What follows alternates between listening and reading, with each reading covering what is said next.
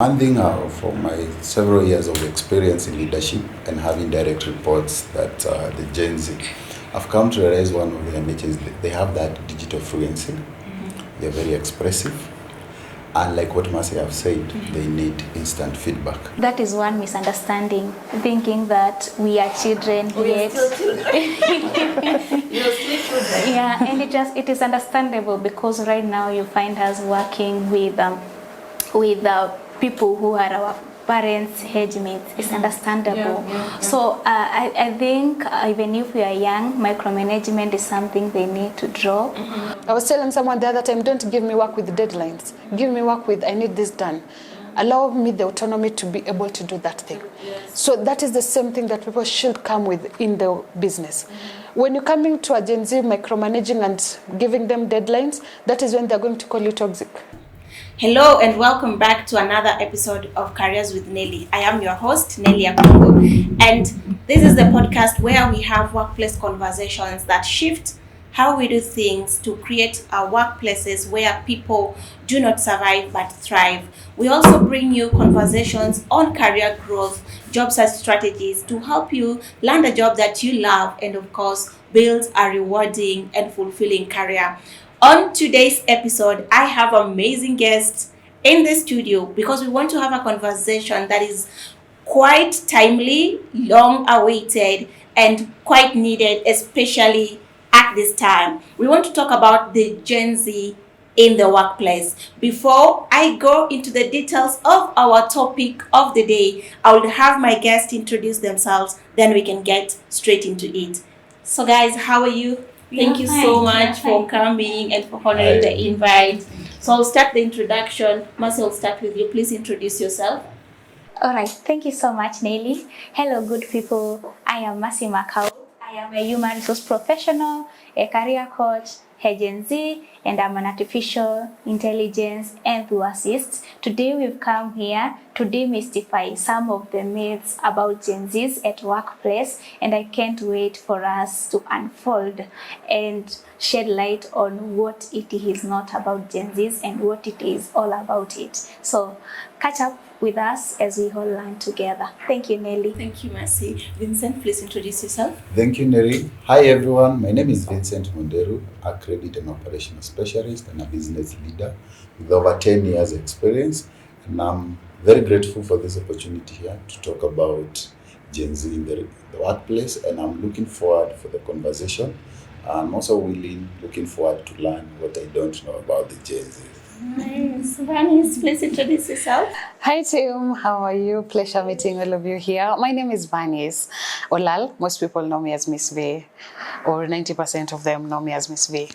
I'm an HR practitioner with over 7 years experience into HR. I've been practicing HR ever since, so I'm happy to be here today to represent the HR professionals. Yes, in most professionals as well, they know me as the Gen Z HR, so I'm here to talk about the myths and correct the things that people have been saying about the Gen Zs in leadership. Thank you. Asante sana. I'm also here to learn about the Gen Zs. Okay. So just a few statistics that also inspired this conversation, guys.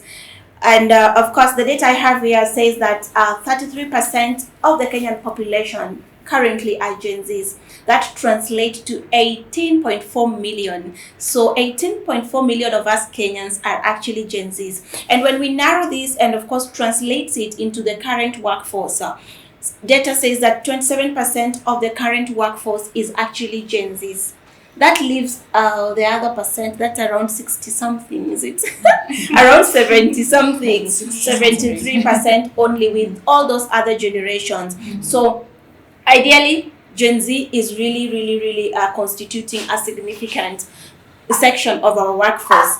And this is not just stopping here. It is estimated by 2035, we are going to have 31% of the workplace as Gen Zs. So that alone is a good reason to have this conversation, because that typically what it means for me, that if you get into a company today, even a company that has only 10 people, you'll actually likely to get Gen Zs.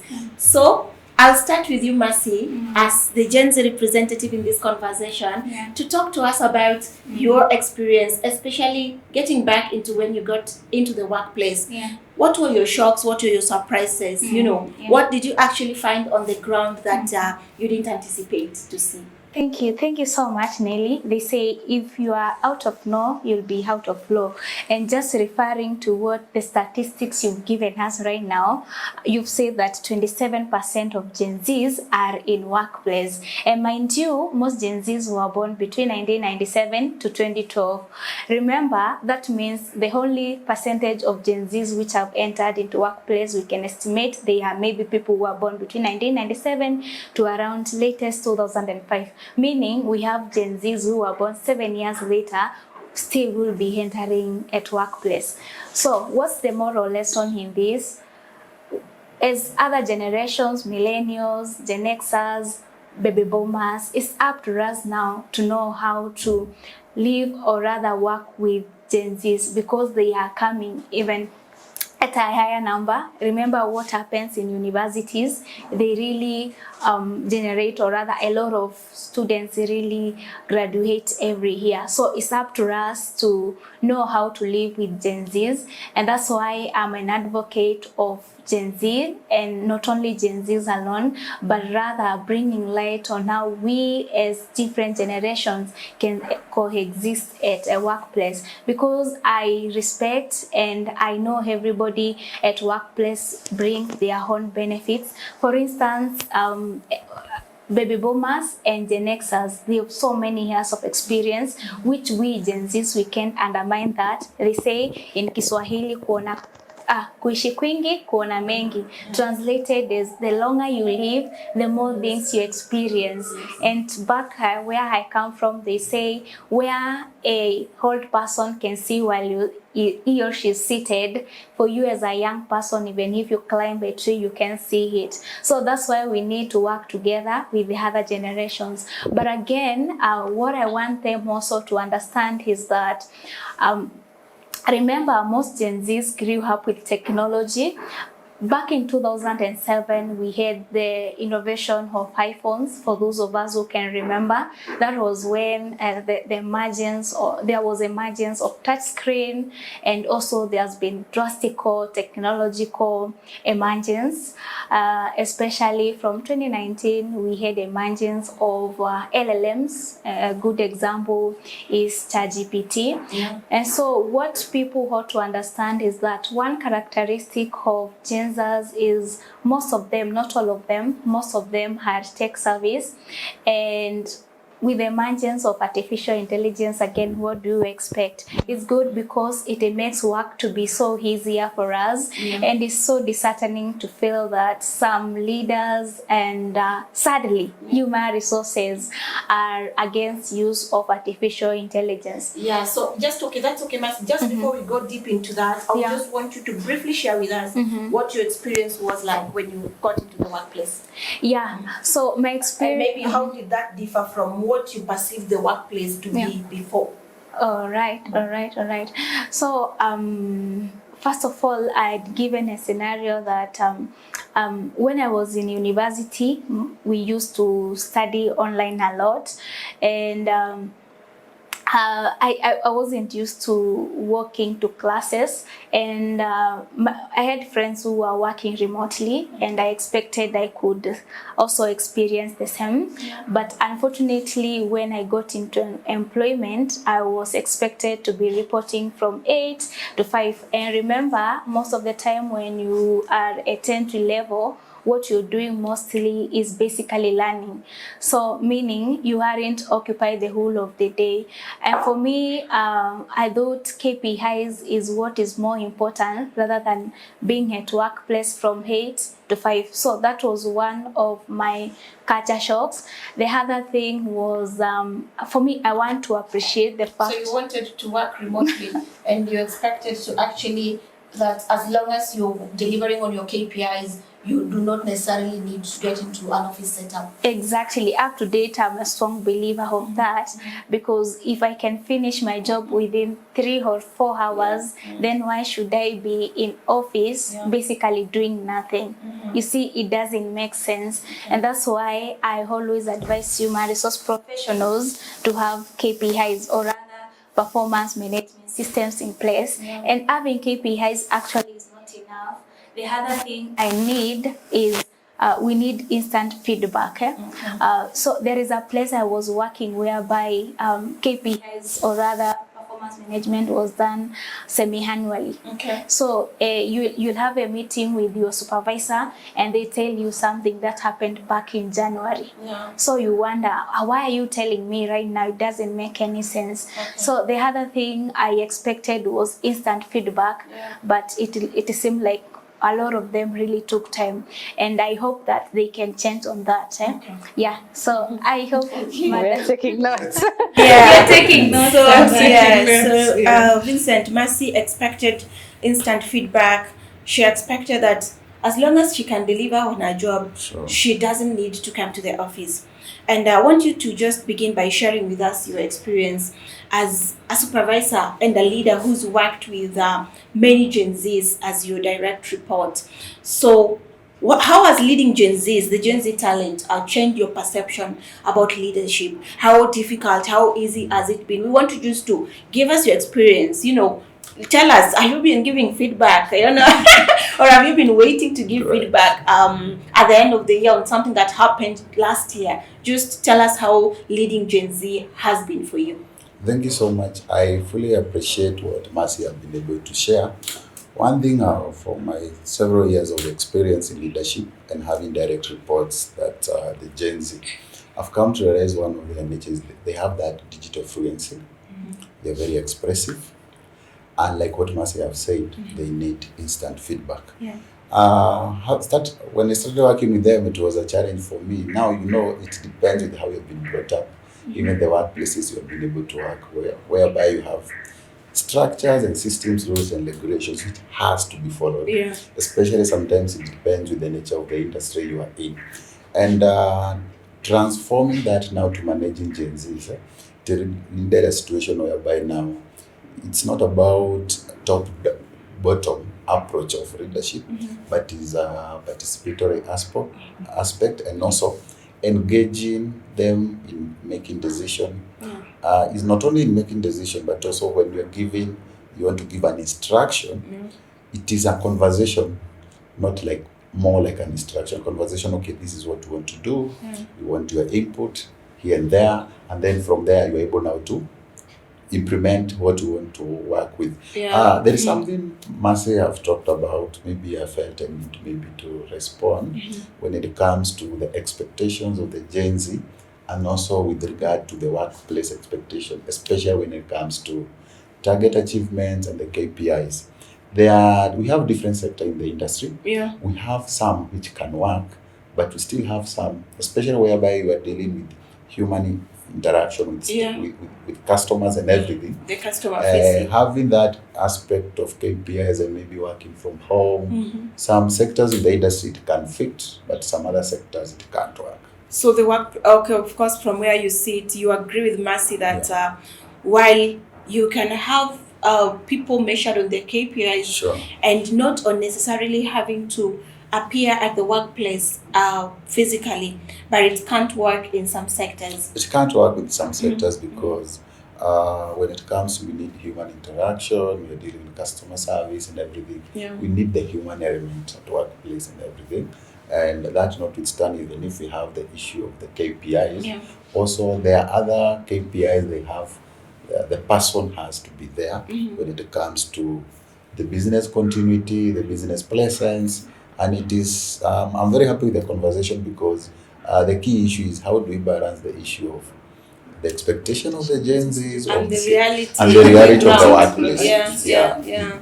Okay. So the Gen Z HR, as I come to you now, as a representative of the employer. Now, we are seeing a generation that is so much self-aware. a generation that wants instant feedback, and of course, a generation that don't just work for survival, but work for fulfillment, you know. And we've been told that the Gen Z, one key characteristics of the Gen Z is that if they come to you and they find that your business does not align to what they believe in, they can actually step out. Yeah, previously we were having a conversation, we were saying that our parents have worked with one employer since we were born, but that is not the same with a Gen Z. So from a HR lens, do you think the workplace is ready for Gen Zs? Whether they are ready or not, they really have to adapt to the change. Because when you're talking about the change, it's not like the Gen Zs are bringing in the change is already happening.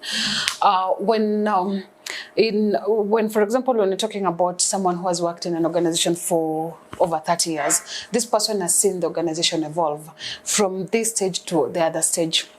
From being paid in cash to being paid through bank to being paid through M-Pesa and every other thing. So the employers have really to step up and be able to know that these people are coming into the industry, because even when I'm recruiting, I'll get people, as Marcia said, the Gen Zs are from 97 to 2012.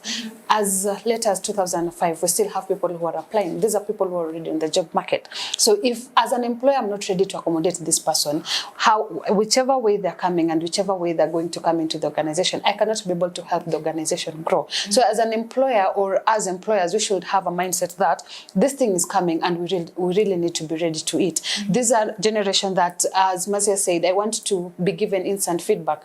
Recently, I had to bring in a change of giving out feedback after every month. Evaluation is done after every month, unlike the 3 months.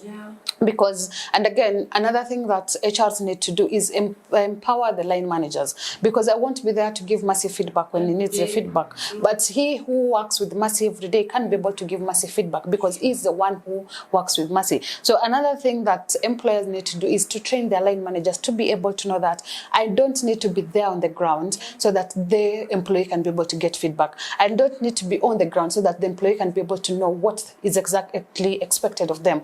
Not everything needs to come to the HR desk.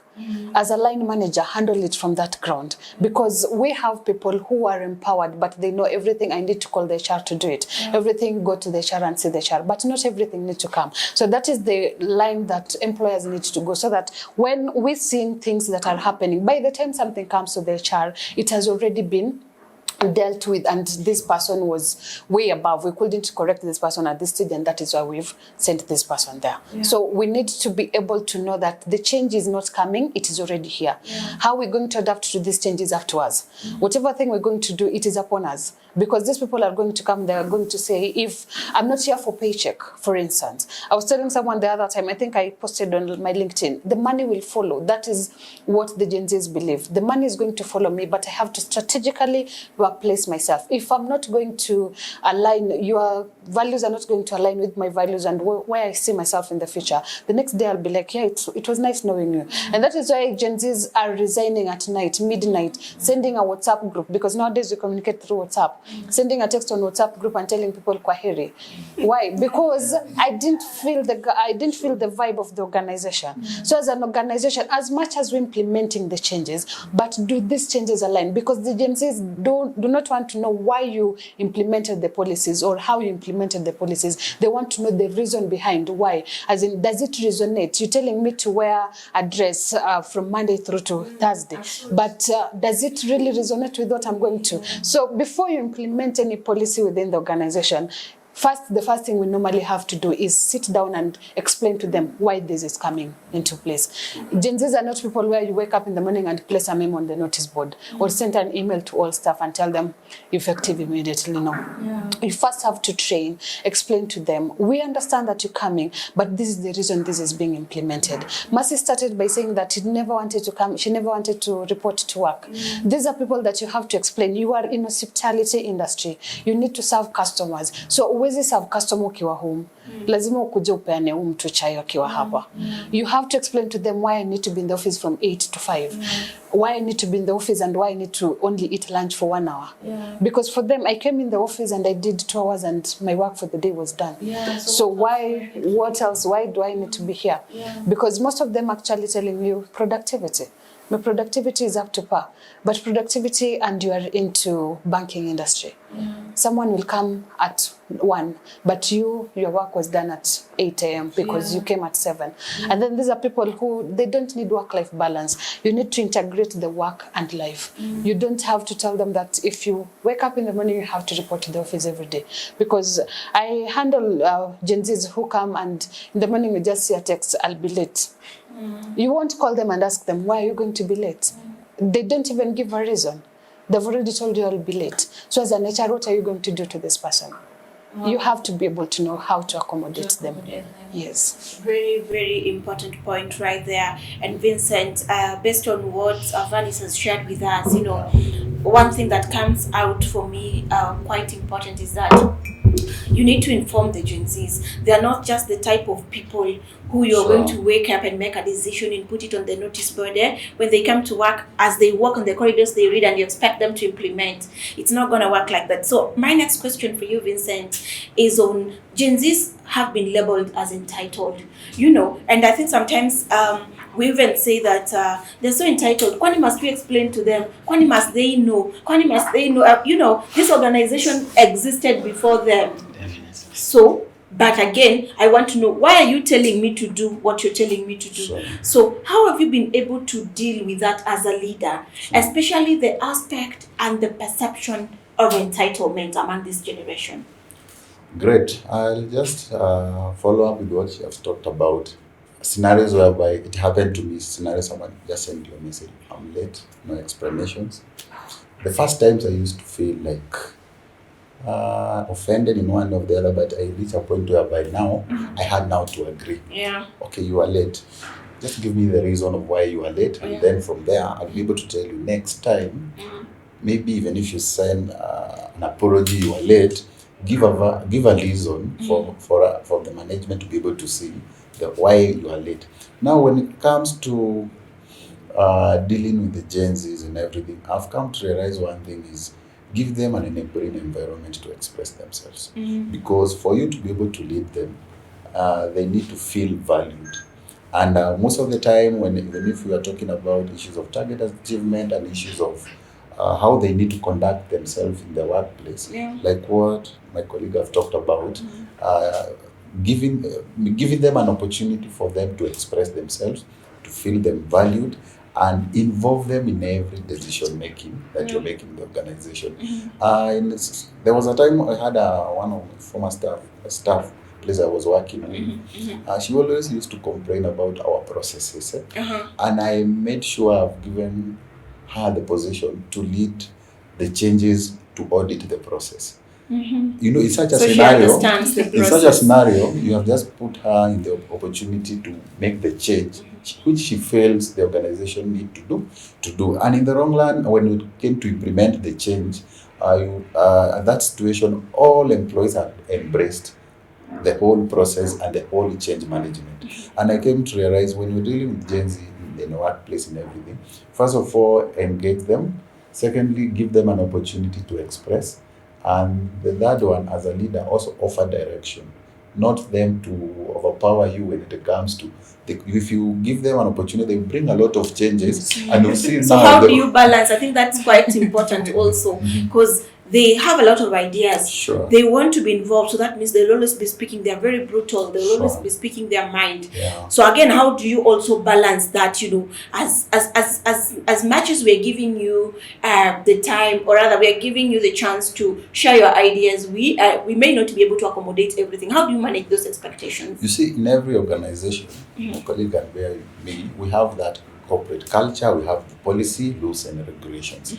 So as you try, and then there is the overall objective, what you want to achieve as a company. So all these changes, we want to accommodate in the workplace. Yeah. Is it in line with the business objective? Will it help us improve the productivity? If it is in line with the business objective, in line with the policy, rules, and regulation of the company, they are very much welcome. But if it is something that will help us deviate from the company culture, or the company policies, it's a discussion that you need to have and have an alignment to make sure you don't deviate from what you are expected to do, and also from what you want to achieve as an organization. Wow. Wow, I think that's quite important because, again, to what level are we Sure. able to listen and accommodate? Yeah. Yes, we can listen, give spaces where Gen Zs actually share their feedback and their opinion freely.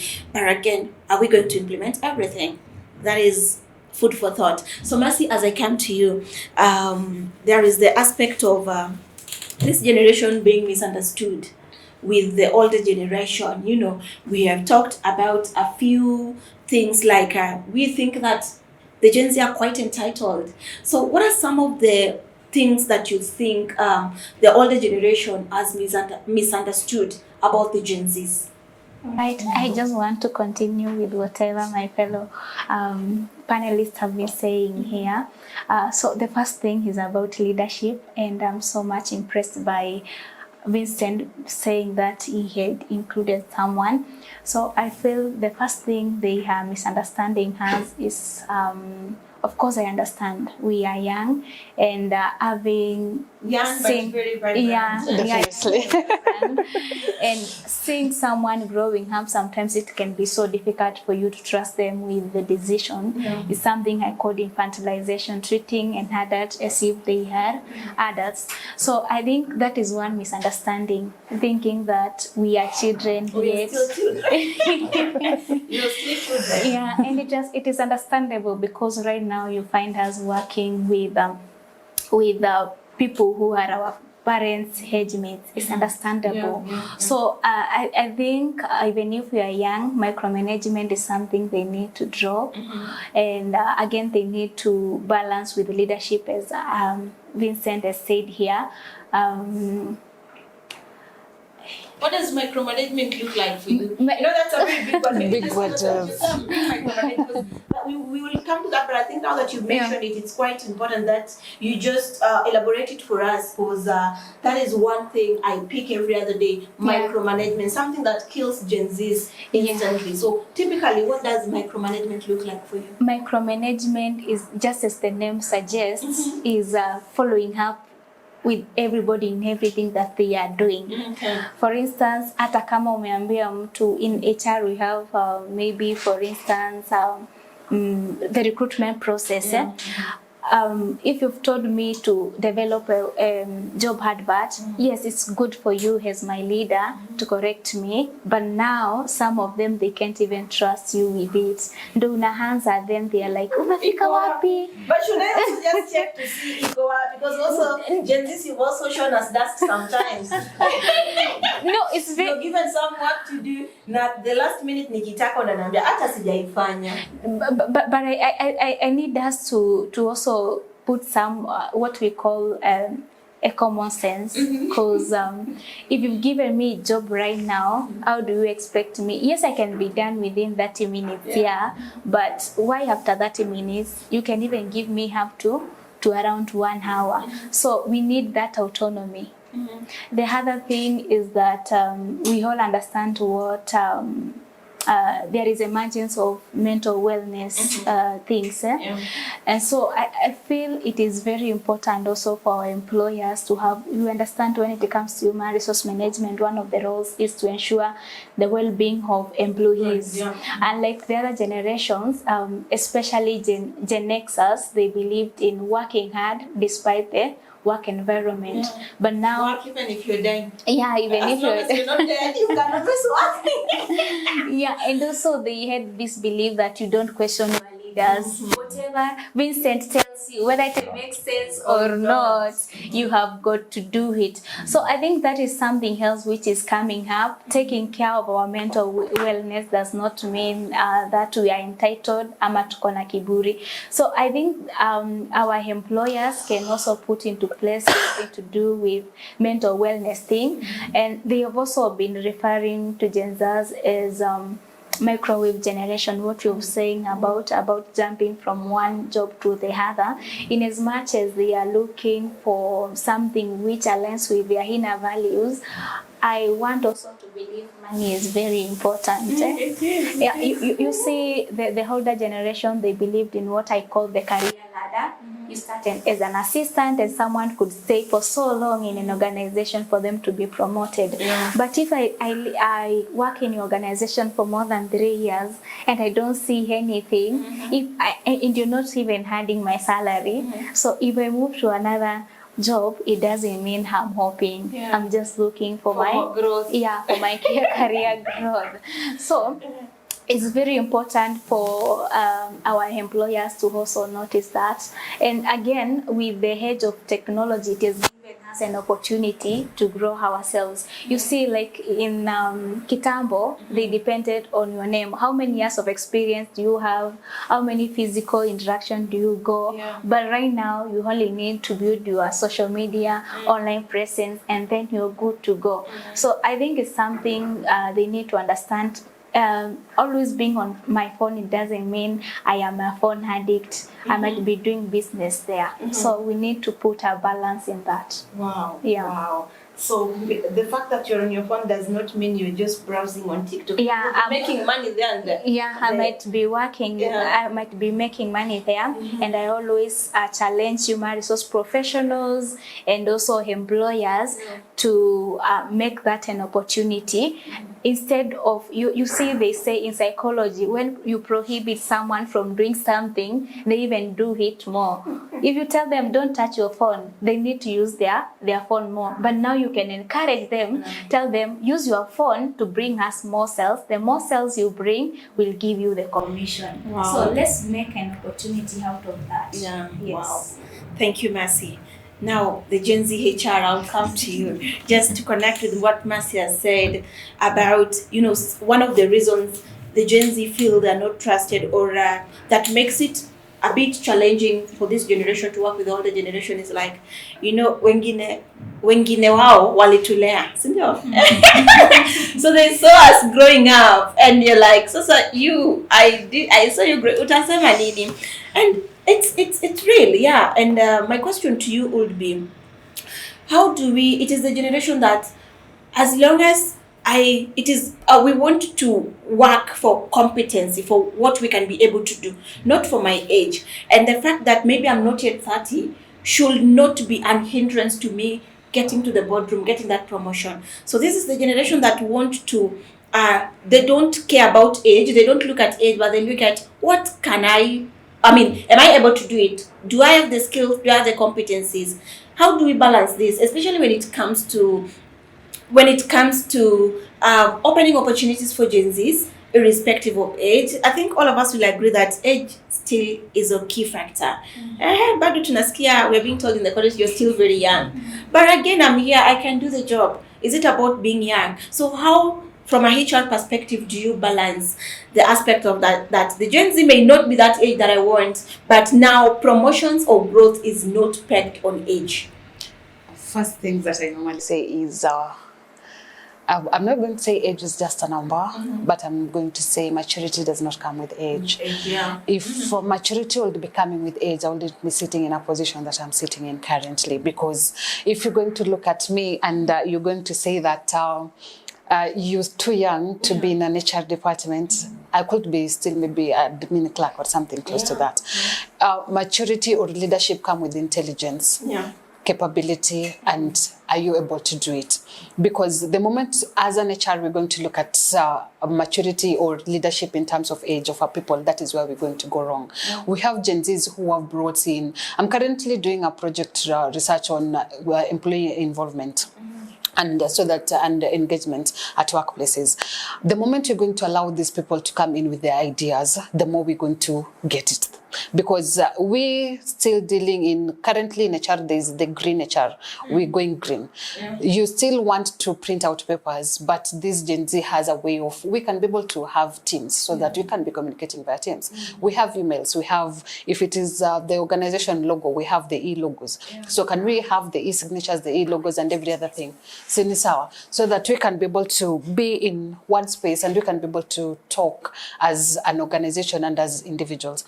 One thing I've managed to do, sometimes I do CVs, not my nini, but Mercy does that very well. It's not my strength.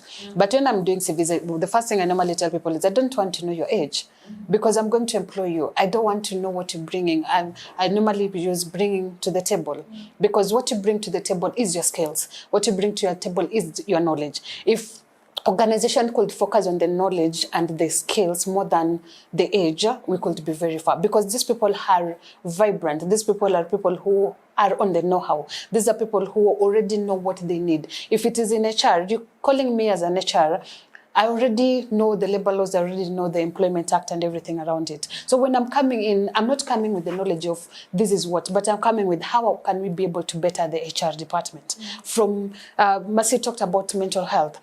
You have to integrate. Currently, your meeting should not only be meetings on scolding employees, but meetings of appreciating, meetings of training and bringing in new ideas into the organization so that we can be able to allow the organization to evolve. Nani said that we need to involve them. Before I do something, the first thing I normally ask, our office is open, I'll ask the team, what do you think about this? Let people feel that they were involved in the process before they could even feel that you're forcing this into them. So employers and human resources should not look at the age of the person, but what does this person bring to the table? I won't say that I've not been affected with the you're too young. I have been affected because there's an organization I did interviews with, and then at the end of it all, I was like, you're too young for this position. But I was like, I think the first thing I asked them was, you took me through 4 interviews. You only realized I'm young at the last stage of the interview. You didn't check my age before then. So if we're going to dwell on the age, we're going to miss out on what these people are bringing. If we're going to dwell on the size of the person, it's like dwelling on this person's size is this way. If we're going to dwell on that, we're going to miss out a lot. We should allow these people to come into the tables. We should allow them into the boardrooms. I handle people who are older than me, but the fact remains, I normally tell them it is just business. Yeah, I'm here for the business. So if I'm telling you something, I'm telling you from an informed position. I know you are experienced more than me, but this is my position. As the child, this is what I'm going to tell you. So it's either you take it or not, but if you don't take it again, you're going to meet me at the end. So, you know, especially when you're dealing with older generation, they're going to tell you, umetupata hapa. We've been doing this the same way. I'll always tell people, yes. I'll be like, yes, you've been doing this before, but now we're bringing in a fresh knowledge. So can we try this other one? So as much as we're trying to make sure that Gen Zs come into the organization, we also have to train them on communication. How am I going to communicate with Vincent, being that he has more experience than me? How am I going to be able to express my view to Vincent so that he can be able to understand that I'm not coming from a point of ninajua kila kitu. I'm coming from a point of I know you've done this, but what about if we look at this in a different perspective? So we should be able to, as much as we're empowering them to come and speak their mind out, we should also empower them that when you're speaking your mind out, mind who you're speaking to and how you're going to express yourself. If I'm going to stand directly to my directors and tell them, this is what I need to be done, I have to be able to know how am I going to approach them to an end or results that is going to be beneficial to all of us. So as much as they're coming into the leadership space, they also have to know that this is business. We have policies, we have regulations. And that is why I started by saying, explain to them, this is why our policy says come from 8 to 9. Or come from 8 to 5, work on Saturdays, work on this. You have to explain to them. But while explaining to them, hear their point of view. At some point, lazima mtakutania mahali. You're not going to implement everything, and you're not going to force them to work on everything. Because Gen Zs or me as an individual, you're going to force me to work on something, I'm going to go out. I was telling someone the other time, don't give me work with deadlines. Give me work with, I need this done. Allow me the autonomy to be able to do that thing. So that is the same thing that people should come with in the business. When you're coming to a Gen Z micromanaging and giving them deadlines, that is when they're going to call you toxic. And you know the moment they call you toxic, nowadays they will, utajipata LinkedIn, ujipate TikTok, ujipate whichever place. Yes. Utaekwa kila mahali. And the moment unaekwa huko, nowadays people ghost people. Yeah, we ghost employers. You send an email and I'm like, I know that one. I'm not going to apply. So you see, so at the end of it all, because of the awareness and the social media presence, employers at some point are going to lose talent. The people who are going to go to some employers are people who are desperate. So as an employer, you have to know you don't want to attract desperate people. You have to attract talent. Sinisawa. Yes. So let us be able to look at them and tell them that yes. Oh, I'm there's a serious shift. There's actually a very serious shift in the industry. Yeah. As an employer, you're just not there to pay checks, because the Gen Zs who are coming are not here for the paychecks, because they can be able to multitask. They can be able to get different other jobs to get that simple money. So if you want to be an employer who is known, an employer who attracts not only the desperate people, but people who are talented, can they know how to accommodate these people into your boardrooms? And don't be able to just don't think about the money you're paying them, but think about the importance or the things they're going to bring into your boardrooms, the value they're going to bring on board. Wow. So as an employer, TikTok is there. I see many employers who are sharing. Josie, it was on Nairobi News. Have you ever worked with a great employer? People are mentioning the employers. What are your employees going to say about you? The other time I posted on LinkedIn, I said, when people leave, it is a brand. Which brand are people going to talk about when they go outside there? Are they going to say that I can be able to recommend this person? Or are they going to put you on LinkedIn and say, never go there? Because the moment you're going to say never go there, Gen Zs are well aware. They are on LinkedIn, they're everywhere. The moment they're going to say don't go there, be sure they're not coming to your place. Wow, yes. wow.